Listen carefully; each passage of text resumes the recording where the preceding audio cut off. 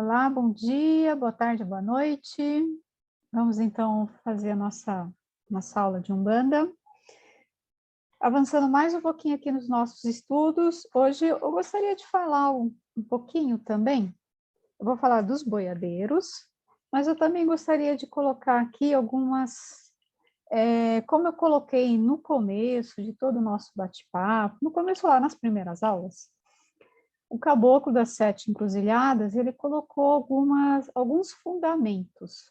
Então, para que a Umbanda se desenvolvesse, ele colocou alguns poucos fundamentos. O resto seria acrescentado com o tempo, com o plano espiritual, como o plano espiritual veio colocando todas as linhas, todas as falanges que foram adentrando na Umbanda, né? Como nós vimos aí, começou com o Caboclo, com o Preto Velho, e aí foi, depois disso, sendo introduzidos os atabaques, lá em 1940 e pouquinho, concretizou-se, né, os orixás, ou seja, de 1908 lá para 1940 teve todo um caminho para que os orixás, a mitologia, o panteão africano adentrasse na Umbanda.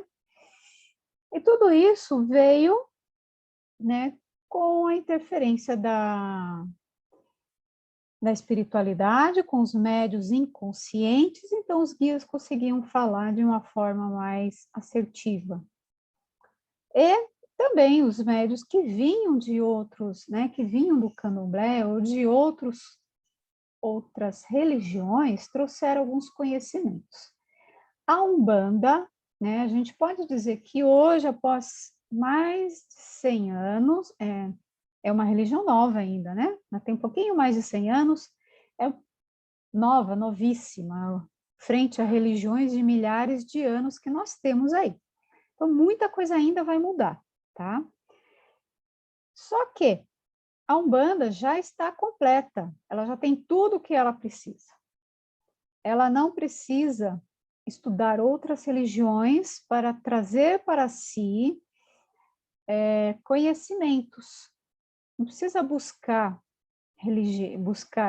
conhecimento em outras religiões se nós já temos tudo aqui, tá? Para isso a gente está estudando aqui, claro que eu coloco o entendimento que eu tenho, que é da Umbanda Sagrada. Toda mudança sempre vem acompanhada de uma resistência. Eu, como taurina, né, sou um pouquinho resistente a mudanças, mas Umbanda é sentir. E eu, como médium, sinto muito. Sinto no meu próprio corpo as energias. Então, eu sinto quando funciona, eu sinto quando não funciona, certo? E aí, aos pouquinhos, vendo tudo que funcionava, aí você fala, então tá, aqui tem conhecimento, aqui tem uma razão, e tudo tem uma explicação, então eu gosto muito de explicações, de saber por quê.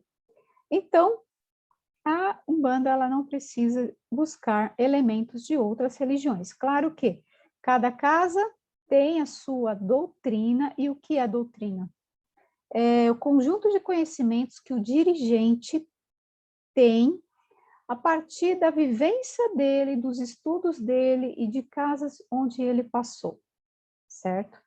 Então, uns vão ter uma influência mais do espiritismo, outros vão ter influências mais do candomblé, outras vão ter influências de outros cultos de nação, né? Outras vão ter influência católica e assim vai, né? Mas eu posso dizer que hoje, como eu já disse, que hoje a Umbanda tem bastante conhecimento, já tem bastante elemento e não precisa mais buscar elementos em outras religiões. A gente já tem tudo o que precisa, tá? E é isso. Então, alguns dos fundamentos que o Caboclo das Sete Encruzilhadas colocou é vestir branco, né? Todo mundo de branco para quê? Para retirar aquela vaidade que não os frequentadores, os filhos, né? podem ter com relação aos seus guias, aos seus orixás, as roupas, indumentárias, tudo isso. Então, é branco, simplicidade. Além disso, o que nós temos, não fazer sacrifício a animais. Foi ele que disse. Temos também que não se cobra trabalho, não se joga búzios. Então, Umbanda é o exercício da mediunidade para a prática da caridade.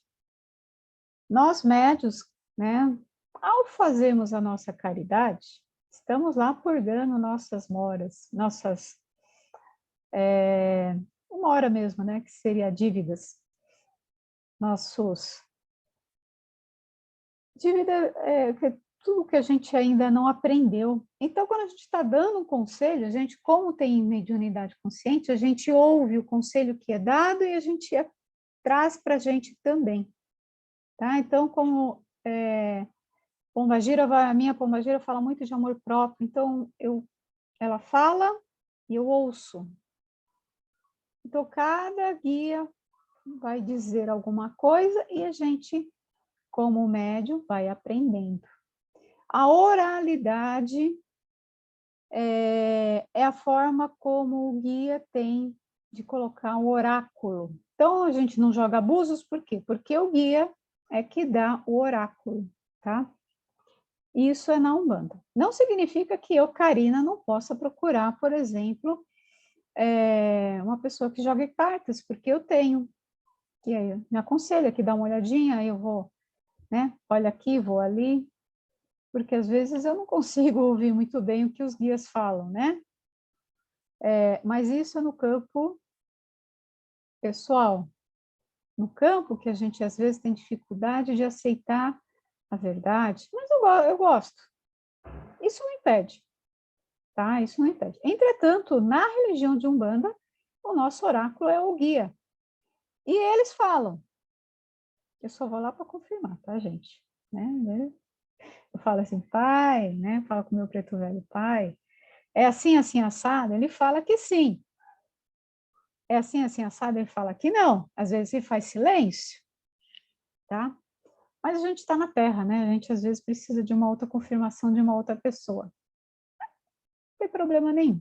Entretanto, como eu falei, se você vai numa religião de Umbanda, qual o oráculo? É o guia na Terra falando, ele vai te dar orientação. Se ele não te der orientação, se você não ouviu, se você não quis, você vai ser direcionado para um local ou um oráculo que vai dizer.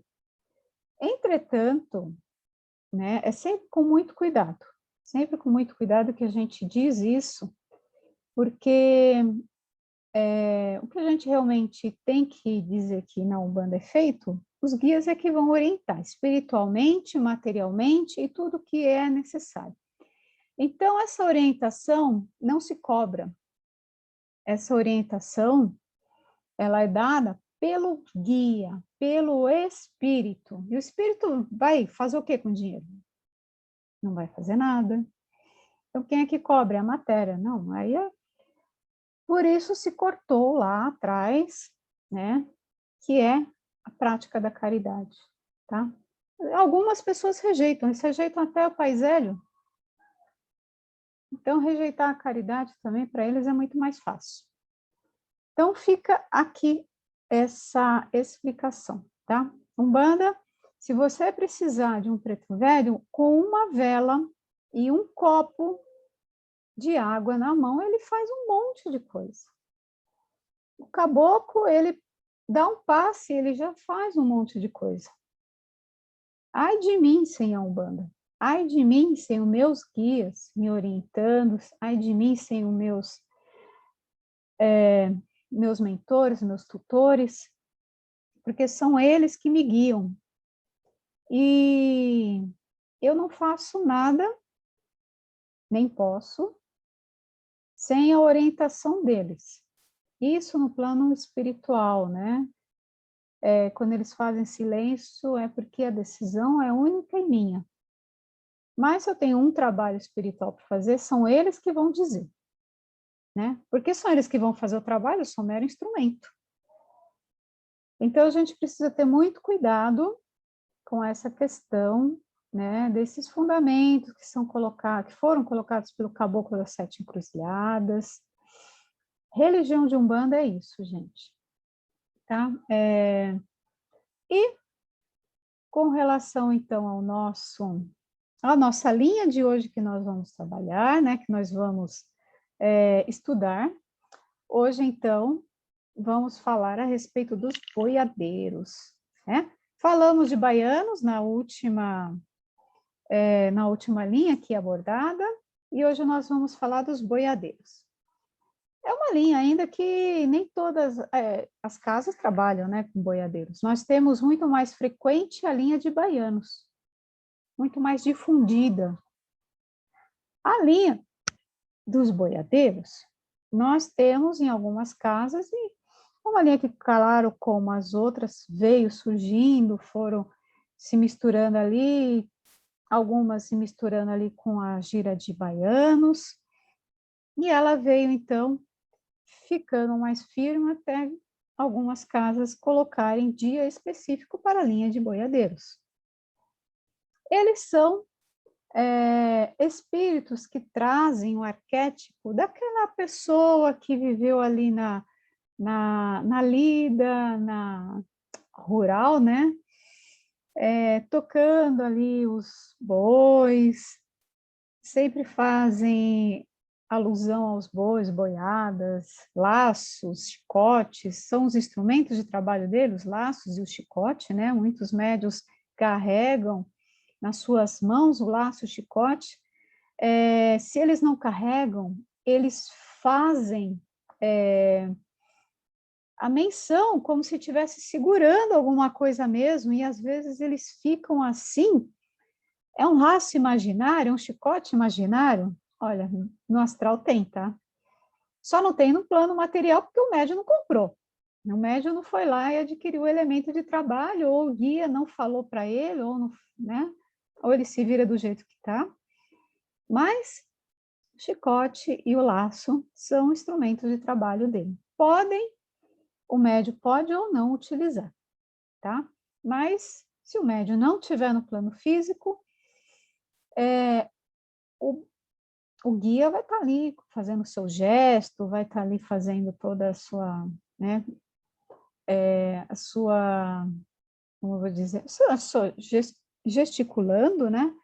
E nisso ele vai, então, limpando energias, ele vai, então, com seus laços astrais, energéticos, recolhendo espíritos que estão ali, né? Porque quando a gente vai num terreiro, numa igreja também, viu? Não pense que é só um terreiro, não, viu? Todo local tem ali aquelas pessoas que morreram, não sabe que morreram, não sabe que existe alma, estão ali perdidos, aí viram, eu vou ali. Por quê? Porque ali foi o que iluminou, que apareceu para ele, e ele foi lá, entrou ali na casa, teve permissão para entrar, né? Porque se não tivesse, for fazer a arruaça, não vão deixar ele entrar. Entrou ali, ou foi atraído também, juntamente com o consulente, está ali grudado no consulente, entrou e ficou ali, vai ficar preso pelo campo energético que existe no terreiro, e depois ele vai ser recolhido. Então, é isso, todos aqueles espíritos que estão ali no terreiro, na igreja funciona da mesma forma, tá, gente? Imagina só, morreu, não sabe que existe alma, lembrou de Deus, onde vou? Na igreja. Né? Para aquelas pessoas que teriam ali aquela imagem, onde eu vou? Ou lá no centro kardecista, o que aparecer primeiro, né? O que se iluminar no umbral dele, no umbral pessoal, ele vai até o local, tiverendo permissão, ele vai e entra. Às vezes só vão lá, ouvem e vão embora, retornam. Mas, enfim, vai de cada caso. Cada caso é um caso, até mesmo no plano espiritual, né? Então, Seus pontos cantados vão sempre falar de bois, de boiadas, campos, viagens, campinas, ribeiras, né? Eles são muito combativos como eu falei, eles eles recolhem os espíritos trevosos, eles combatem e cortam magias negativas. Esses espíritos que fazem, então, alusão, esse peão sertanejo, tocador de gado, é um arquétipo que vai utilizar conhecimentos ocultos, tá? Então, por trás de cada gesto, por trás de cada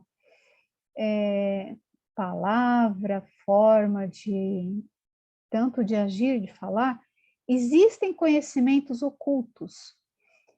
Alguns até dizem, né, que vieram de outras linhas, como eles primeiro passaram pelo mistério Exu.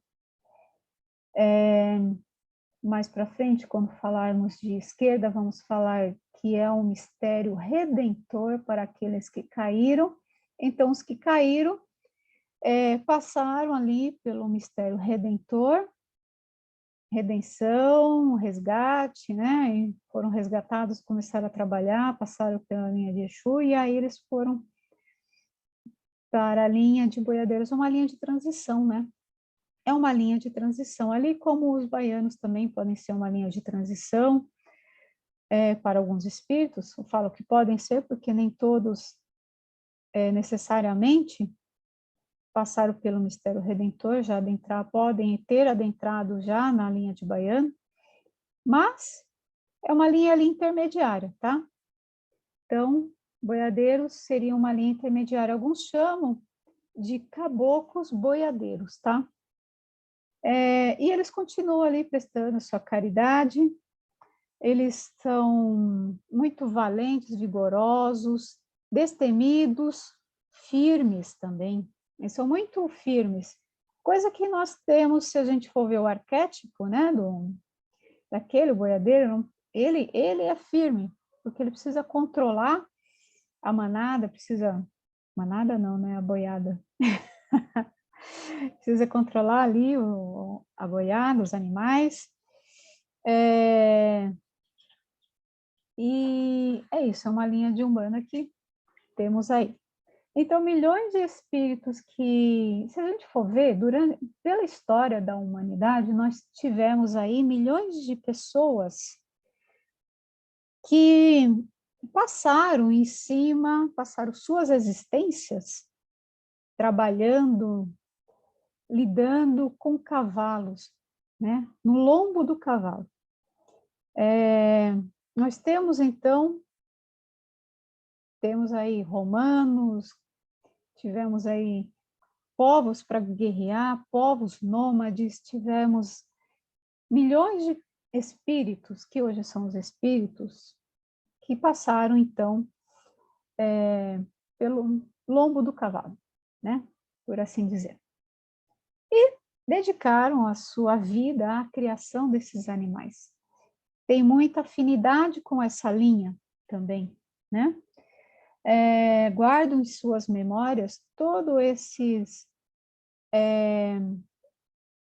conhecimento, essa afinidade. Então, a gente que tem uma afinidade hoje, a gente, quando vai o astral, pode ter um certo trabalho, né, espiritual, como um guia, por exemplo, né? Mas com aquilo que a gente tem afinidade.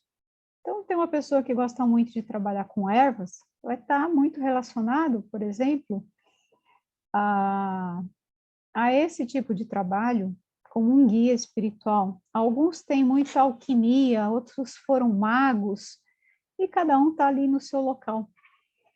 Muitos guias que nós temos foram magos, tá?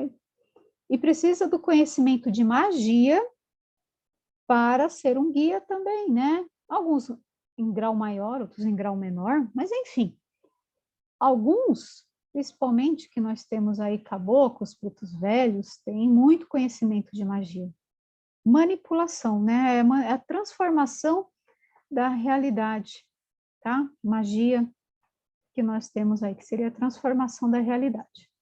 E, continuando aqui, o cavalo, então, aqui, ele é colocado, nós na Umbanda, né, chama o médium de cavalo.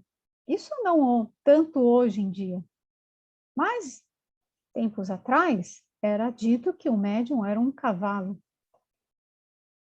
cavalinho, cavalo, porque é como se o guia montasse em cima, né? Temos também, assim,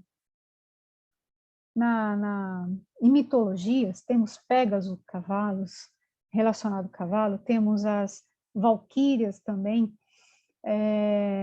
relacionadas também aos cavalos, que eram exímias amazonas sobrenaturais.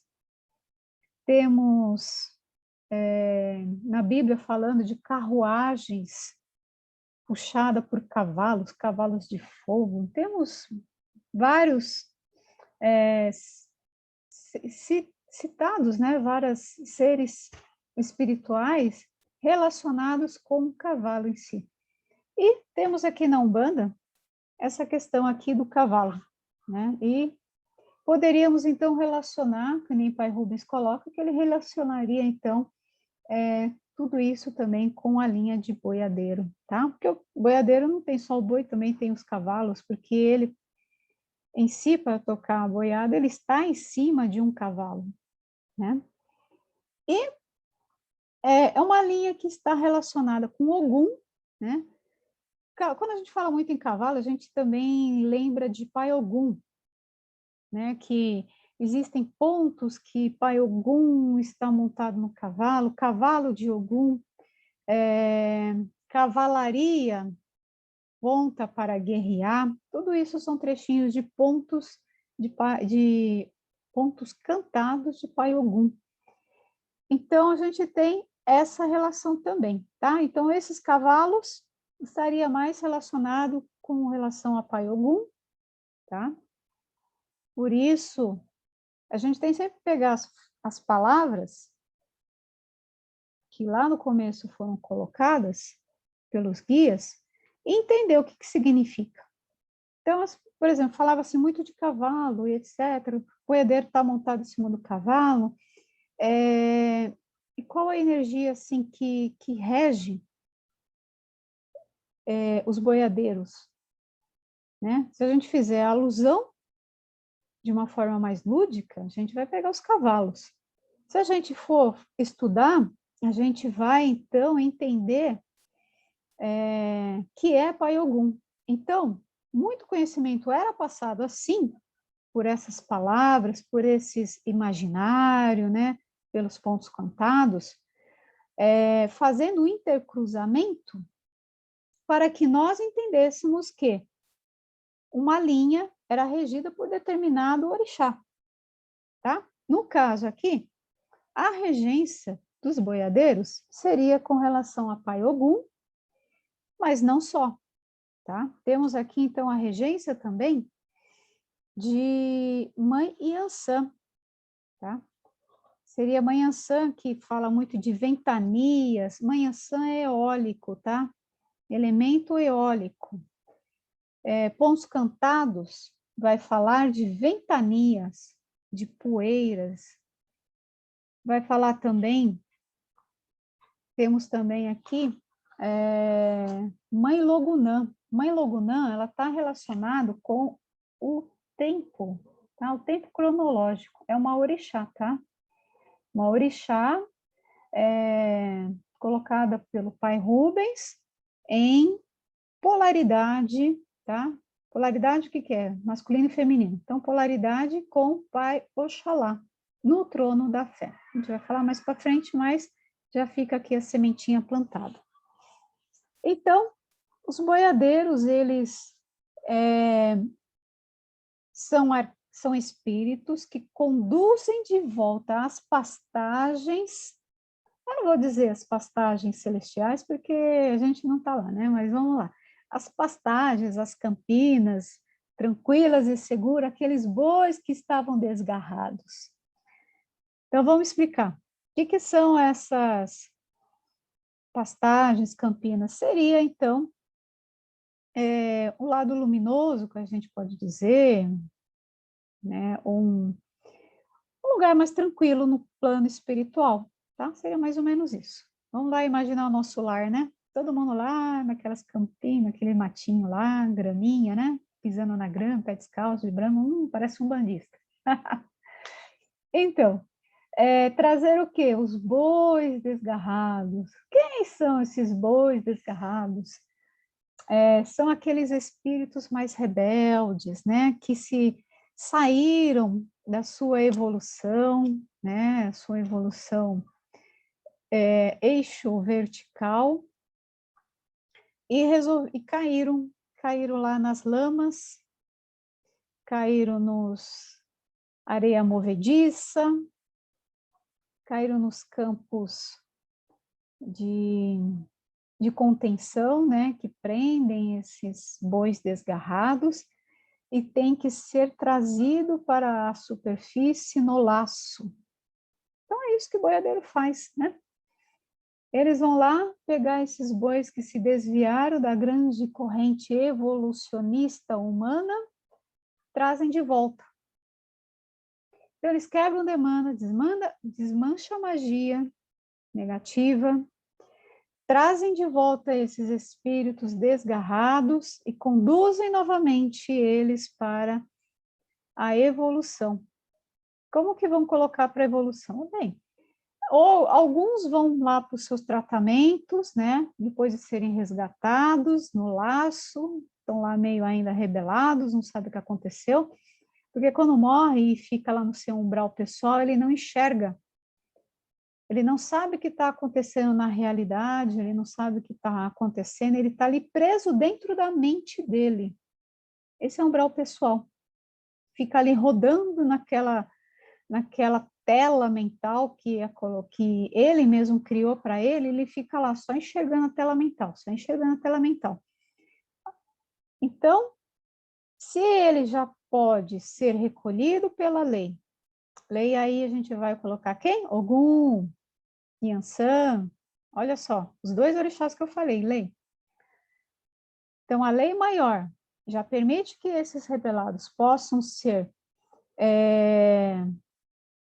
levados, né? Então, já vai lá, olha, recolhe esses no cabresto para que eles sejam educados.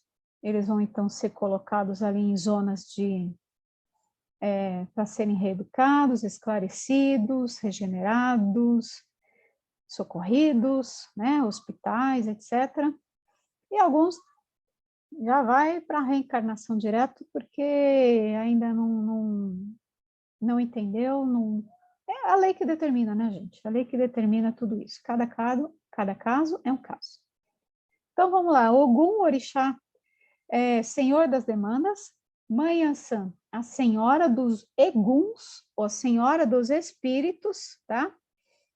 E Logunã, mãe Logunã é a senhora do tempo cronológico. No tempo em que tudo acontece, a evolução, esses caboclos de Ogum, né? Esses caboclos de Ogum, quem são? Boiadeiros. Vão pegar as suas forças, vão lá nas trevas, vão recolher todos esses espíritos que já estão aptos para serem amparados pela Divina Mãe Yansan, né? E serem colocados ali no seu caminho evolucionista, né? Essa seria a palavra. Seria isso, né? Então, a gente não entende, né, o quanto existem ali por trás de todo esse arquétipo, do que eles fazem por trás. A gente vai lá, vê lá, salve, Jetuá, boiadeiro, é a saudação, Jetuá, boiadeiro. Aí, né, um espírito que fala de bois, boiadas, acaba fazendo tudo isso, gente, né? Então, tem muita coisa por trás que a gente não sabe. Um espírito clarividente, quer dizer, um médium clarividente, que consegue, né, ver de uma forma mais clara, pode narrar isso melhor. O que nós temos aqui é a literatura que nos foi colocado, principalmente pelo pai Rubens Saraceni, né? E de toda a história, né? O que nós temos aí, então, o caminho que essa linha de trabalho, lembrando que a linha, tá? Falange é a divisão, sublinha, linha, falange seria uma sublinha. Assim, só para fins didáticos, tá? Porque sublinha a gente não fala em Umbanda. Então, a linha de boiadeiros trabalha nisso, tá? Então, eles vão, quando aparecem ali no terreiro, eles fazem uma limpeza, descarga de energias negativas, laçam seus espíritos rebelados, seus espíritos que se desgarraram do rebanho do Criador, e vão trazendo de volta ali, né, com o seu laço, esses espíritos que ainda são meio rebeldes, vão trazendo, tem que trazer no laço, né? Se a gente pegar várias literaturas espíritas, a gente vê alguns embates no campo espiritual. Quando alguns trabalhadores que vão dormir, às vezes sentem sonho, né, com esses embates, muito embora quando a gente traga para a consciência, a gente tem que ficar mais atento mesmo, né?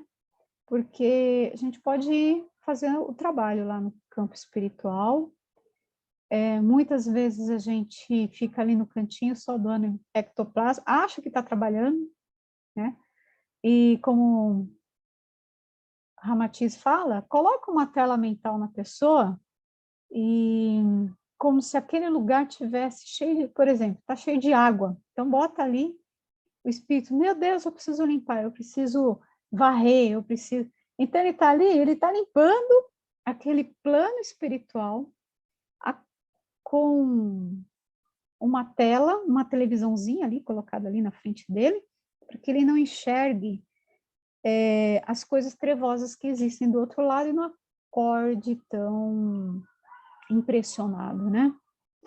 Então é feito assim, mas a gente não trabalha muito não, né? Segundo dizem, a gente acaba mais indo lá como doador, e aqueles que têm, claro, aqueles que têm consciência, que estão ali firmes, eles até podem ver o que acontece no lado trevoso sem se abalar muito, mas a grande maioria de nós vai se abalar, né? Então eu prefiro, né? Eu não quero ver nada.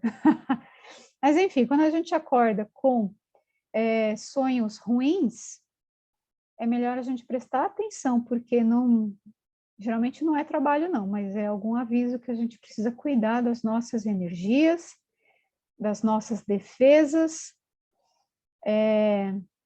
porque em geral os guias não deixam a gente lembrar, tá?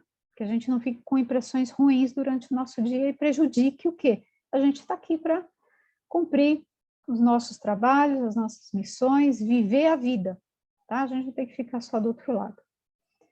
Então, o plano espiritual dá uma apagadinha na nossa consciência e fica a dica, se tiver tendo pesadelos, a gente tem que ver as defesas, tá? O que está acontecendo. Aí não é trabalho, é mais defesa que a gente precisa ver. E é isso. E nossos amados boiadeiros, meu boiadeiro é o Zé do Laço da Ribeira, né? Muitos boiadeiros se chamam Zé do Laço, ele diz que é da Ribeira. Então, da Ribeira eu colocaria, então, Oxóssi, né? Oxóssi. E fica, então, esse ensinamento para hoje, né, gente? Agradeço muito, gratidão, gratidão, gratidão. Se tiver alguma pergunta, pode mandar para mim. Estou à disposição. Muito obrigada. Agradeço a Pai Olorum, Mãe Natureza, sagrados pais e mães orixás, divindades, que zelam e cuidam de nós. Divinos pais, divinas mães, gratidão.